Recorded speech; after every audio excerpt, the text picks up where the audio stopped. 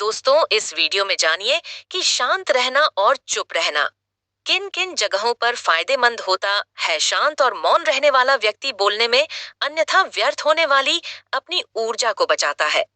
शांत या मौन रहने वाला व्यक्ति कई बार अनावश्यक रूप से उत्पन्न होने वाले विवादों से बच जाता है, जो कई बार बिना सोचे समझे बोलने या प्रतिक्रिया देने के कारण उत्पन्न होते हैं। चुप अथवा मौन रहने वाला व्यक्ति अपनी ऊर्जा को किसी भी सकारात्मक उत्पादक कार्य में बहुत अच्छी प्रकार से इस्तेमाल कर सकता है और जीवन में ज्यादा सफल हो सकता है।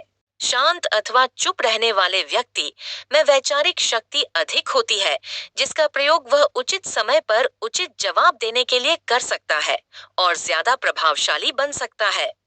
चुप अथवा मौन रहने वाले व्यक्ति में रचनात्मकता अधिक होती है, जिसके कारण वह साहित्य तथा मनोविज्ञान जैसे क्षेत्रों में अधिक प्रभावी होता है। अक्सर कहा जाता है, समझदार व्यक्ति वही है जो बोलने से ज्यादा सुनने में विश्वास रखता है।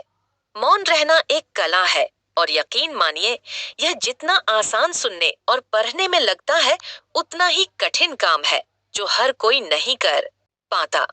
चुप रहने के कई नुकसान हैं, लेकिन सही जगह चुप रहने के कुछ ऐसे फायदे भी हैं जिन्हें जानना उन लोगों के लिए तो बहुत आवश्यक है जो अक्सर हर जगह बोलने या जवाब देने की आदत रखते हैं। जिस स्थान पर किसी की बुराई की जा रही हो, आपको उस वार्तालाप में भाग नहीं लेना चाहिए। अगर किसी कारणवश आपको वहां मौजूद रहना भी है, तो भी चुप रहने में ही भलाई है।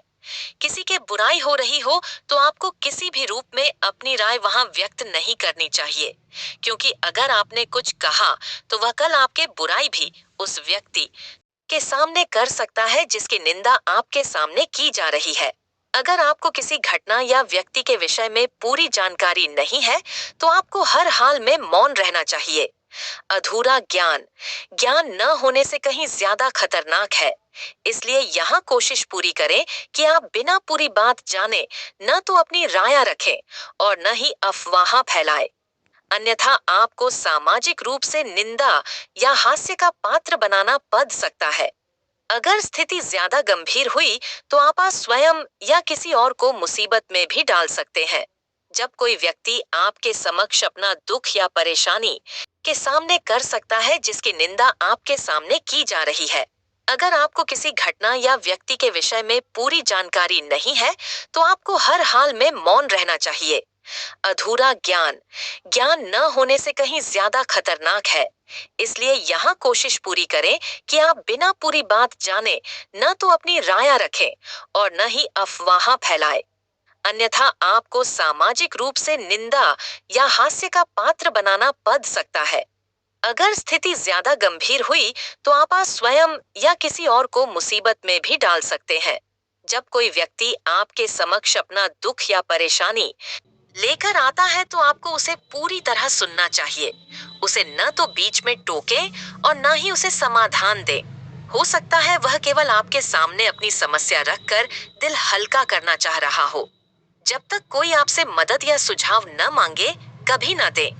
जब आपका कोई करीबी व्यक्ति आपसे झगड़ा कर रहा हो या किसी बात पर आपसे क्रोधित हो, तो उसके सामने आपका चुप रहना ही समझदारी भरा कदम है।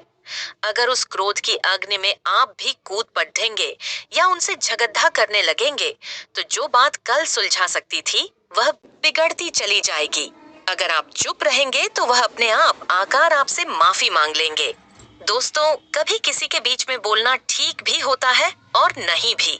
इसीलिए कहीं कहीं जगह पर मौन रहना ही पड़ता है। हम चक्र भी कुछ नहीं बोल सकते। दोस्तों, वीडियो पसंद आए तो लाइक सब्सक्राइब अवश्य करें और अपने दोस्तों को भी शेयर करें। कमेंट में जय श्री कृष्णा अवश्य लिखें।